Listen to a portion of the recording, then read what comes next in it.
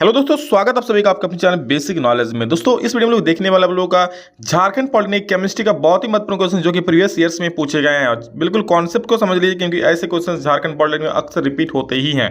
ठीक है, तो एक भी सवाल मिस नहीं कीजिएगा, क्या पता जो मिस दे वही वाला सवाल या उससे समझ क्वेश्चन अगर एग्जाम में आ गए तो चलिए फटाफट शुरू करते हैं। अगर ऐसा और वीडियो चाहते हैं तो भाई सभी को शेयर कर दीजिएगा। अगले एक दो दिन में दोस्तों आप लोग हम पॉलिटेक्निक लाइव क्लास भी शुरू कर देंगे। ठीक है, क्योंकि एग्जाम में समय कम बचा हुआ है, लगातार एक सप्ताह हम लाइव लेंगे आप लोग का। ठीक है, चलिए इस वीडियो को शुरू करते हैं और देखते हैं क्या क्या सवाल है इसमें। चैनल पर पहली बार आए सब्सक्राइब जरूर कर लीजिएगा। तो भाई इंग्लिश वाले बच्चे इंग्लिश वाले सवाल देखेंगे और हिंदी मीडियम से जो है हिंदी वाले सवाल देखेंगे। मैं हिंदी में पढ़ रहा हूँ। ठीक है, पहला सवाल है कि इनमें से कौन चीनी की घुलनशीलता 25 डिग्री पर बतलाता है। मतलब 25 डिग्री पर। Which of the following represent the solubility of sugar in water at 25। 25 degree में क्या कितना चीनी घुलेगा भाई। तो इसका जो सही उत्तर होगा ना, इसको याद रखिए दोस्तों, इसका हो जाएगा 204 ग्राम, मतलब 204 ग्राम। ठीक है, ये आपका इसका सही उत्तर हो जाएगा, याद रखिएगा, पूछ सकता है। इनमें से कौन भौतिक परिवर्तन यानी कि फिजिकल चेंजेस। देखिए फिजिकल चेंज भौतिक परिवर्तन का अर्थ होता है नहीं कि जिसमें भाई मतलब कोई उसका क्वालिटी में परिवर्तन नहीं होता है। ठीक है, ये नहीं कि भाई उसका रंग रूप गंध सब कुछ बदल गया, वो नहीं। जैसे आप लोहे को पिघलाओगे तो भाई वो लोहा ही रहेगा। ठीक है, आप लोहे को पिघलाओगे उससे कुछ भी बना सकते हो तो वो लोहा ही रहेगा। क्या लोहे को पिघला देने से बोल देगा कि नहीं कुछ और हो गया या फिर उसका गुण में चेंज हो जाएगा। ठीक है, नहीं उससे कलर बदल जाएगा, ऐसा तो नहीं होगा। लोहे में जंग लगना बिल्कुल ये आप लोगों का रासायनिक परिवर्तन है। ठीक है, ये रासायनिक परिवर्तन के कारण ही होता है क्योंकि भाई ये केमिकल रिएक्शन हो रहा है। उसके बाद लोहा छड़ को मोड़ना। ठीक है, लोहा छड़ को मोड़ना एक से अधिक, यहां पर ध्यान से देखिए, लो एक से अधिक लोहे के छड़ को मोड़ना। भाई लोहे का छड़ को अगर मोड़ोगे हुए ना तो भी ये भौतिक परिवर्तन ही होगा। तो इसका मुझे लग रहा है कि भाई मोर देन वन इसका आंसर होगा, एक से अधिक होगा। ठीक है, क्वेश्चन थोड़ा अटपटा टाइप का था तो चलो इसके एक से अधिक हो सकता है क्योंकि लोहा का पिघलाना, लोहे के छड़ को मोड़ना, पिघलाओगे तो भाई वही लोहा ही रहेगा, कोई चेंजेस थोड़ी होगा। कौन भौतिक, तो लोहे का छड़ को मोड़ोगे तो भी भाई वो लोहा ही रहेगा। तो इसमें एक से अधिक इसका आंसर सही है।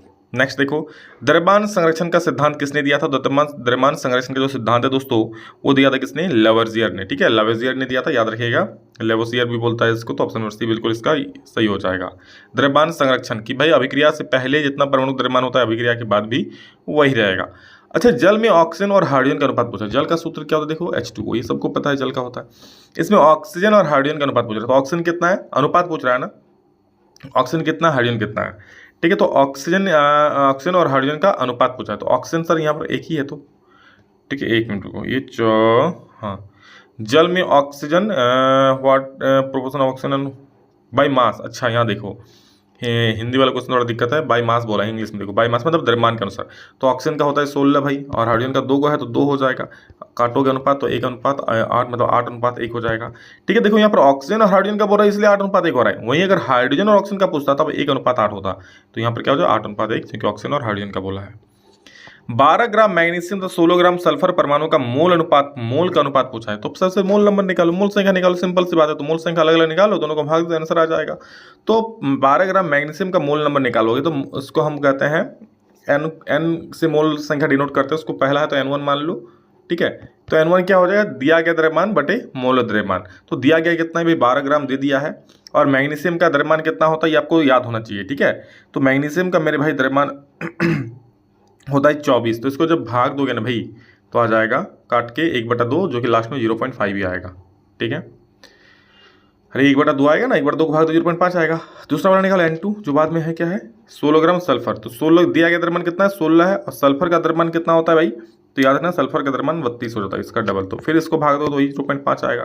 आप N1 अनुपात M2 N1 अनुपात M2 निकालोगे, जब दोनों को भाग दोगे तो क्या आएगा 0.5 बटे 0.5 काट के 1 ही तो आएगा, यानी 1 अनुपात 1 हो जाएगा मेरे दोस्त। तो 55 का जो ऑप्शन सी बिल्कुल सही उत्तर हो जाएगा। क्लियर है, चलो वेरी गुड। आगे देखो, तो इस प्रकार का सवाल बन सकता है। मेन कॉन्सेप्ट समझ लो, मोल संख्या निकालने का फॉर्मूला होता है दिया गया द्रव्यमान बटे मोलर द्रव्यमान। आप लिख लो, फॉर्मूला लिख लो। ठीक है, इनमें से किसकी परमाणु संख्या महत्तम, इनमें से किसकी परमाणु संख्या महत्तम है, मतलब मैक्सिमम।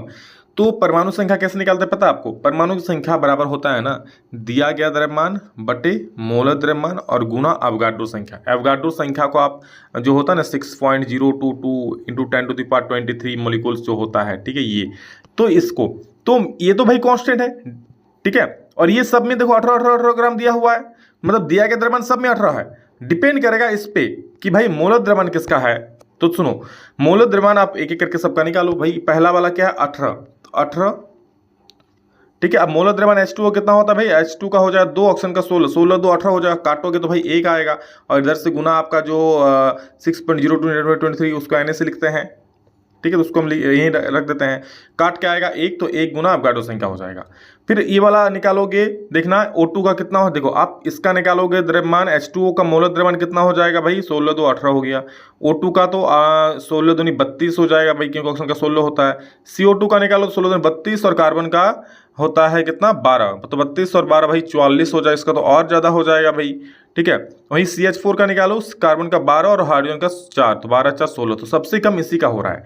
मतलब बोल रहा है किसकी संख्या ज़्यादा है, तो नीचे इसकी संख्या ज़्यादा हो रहा है ना, सॉरी इसकी संख्या कम हो रहा है, तो ये वाला आप निकालो, देखो कम आ जाएगा। निकाल के देखो आप, दिया गया द्रव्यमान भाई 18 है, बटा कितना हो जाएगा, बटा आपका ये हो गया 12 और 4 16 हो गया, और गुना वगैरह संख्या है।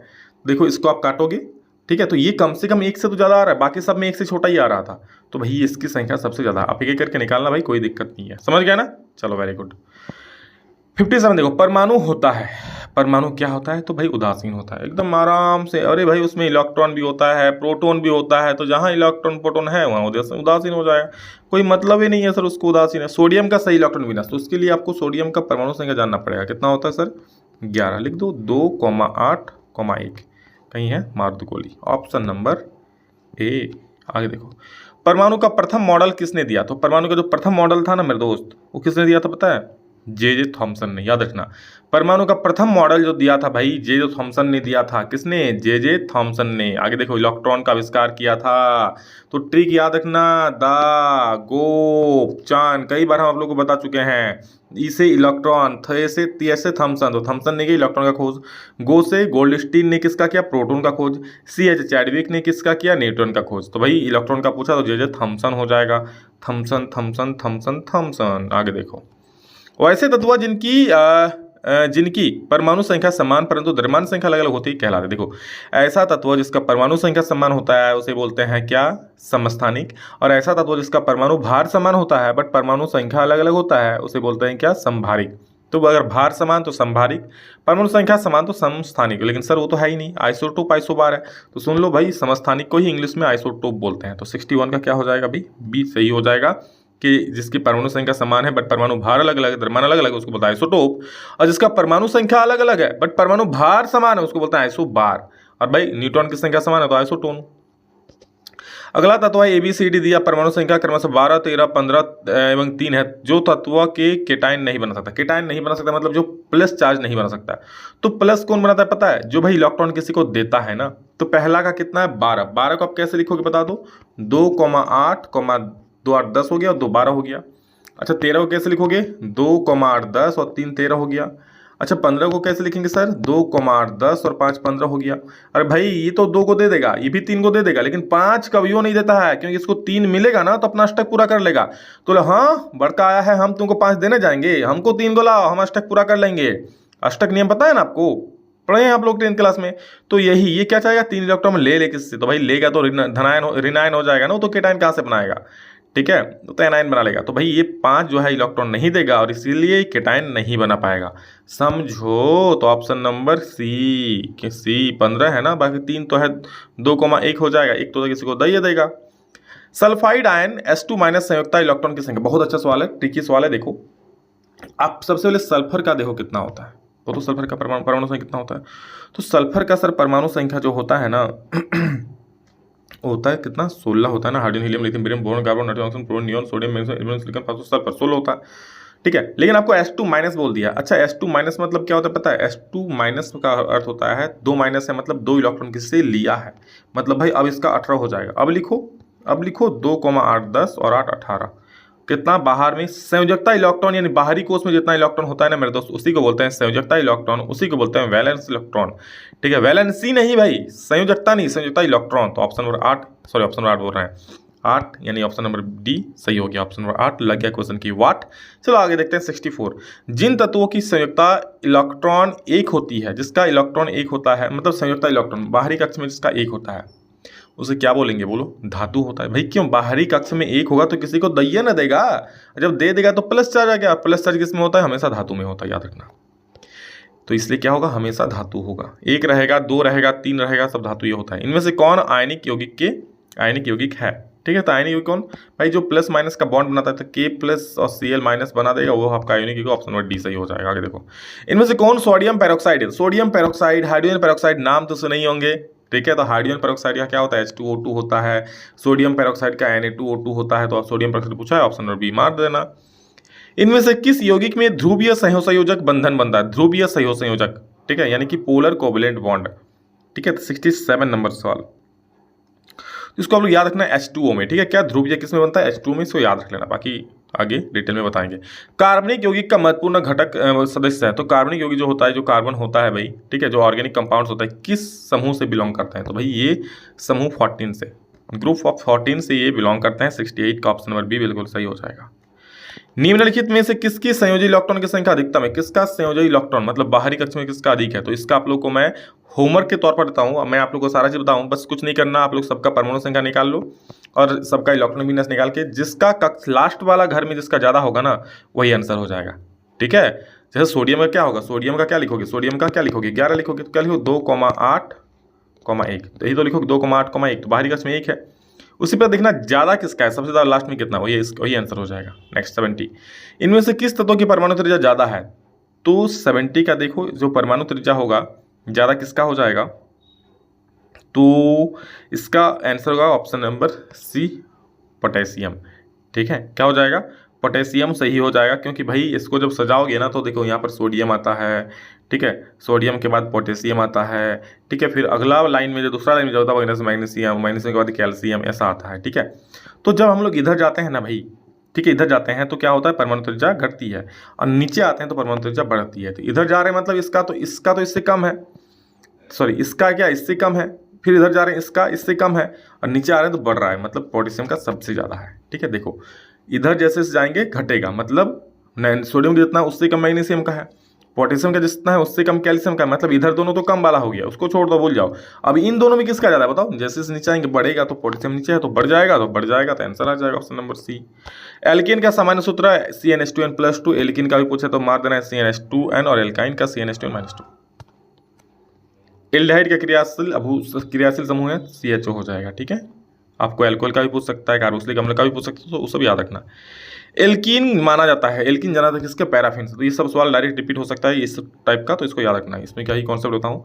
इनमें से कौन एल्यूमिनियम का एस्क है? तो एस्क वाला चीज कुछ याद रखना। इस बार हो सकता है एल्यूमिनियम का पूछा है, पिछली बार कुछ और का पूछ दे, तो सब सारा याद रखना, मैं आपको बता भी दूंगा आगे जाकर। ठीक है, बॉक्साइट ऑप्शन नंबर ए सही हो जाएगा। और आज के इस वीडियो का अंतिम सवाल है कि एक एलिमेंट ऑक्सीजन से प्रतिक्रिया कर यौगिक देता है जिसका द्रव्यमानांक उच्च होता है और जल में घुलनशील तत्व है। बोला क्या? एक एलिमेंट कोई तत्व, मतलब तो कितना इंग्लिश का प्रयोग करता है। देखो एलिमेंट, भाई क्या जरूरत था इसको एलिमेंट लिखने का? जब तो हिंदी लिख रहा है तो पूरा हिंदी लिखो ना, तत्व लिखो। अजीब हाल है भाई। ठीक है, तो कोई तत्व ऑक्सीजन से अभिक्रिया करके एक यौगिक देता है जिसका द्रव्यमानांक क्या होता है? उच्च होता है। तो कैल्शियम भैया ऑक्सीजन से अभिक्रिया करके क्या बनाता है? CaO बनाता है। इसका द्रव्यमानांक उच्च होता है और जल में घुलनशील भी होता है। तो क्या हो जाएगा? कौन? कैल्शियम ना। तो ऑप्शन नंबर ए बिल्कुल सही हो जाएगा। तो ये दोस्तों आप लोग कुछ महत्वपूर्ण सवाल, आगे फिजिक्स मैथ का भी सारा बता देंगे, तो वीडियो को पूरा ध्यान से देखो। सभी दोस्तों को शेयर जरूर कर देना, और इस प्रकार वीडियो अच्छा चाहते हो तो कमेंट करके जरूर बोलना। वीडियो कैसा लगा वो भी कमेंट करके जरूर बोलना। चलो love you all, thank you all of you. Next में जल्द मिलेंगे, तब तक के लिए जय हिंद, वंदे मातरम।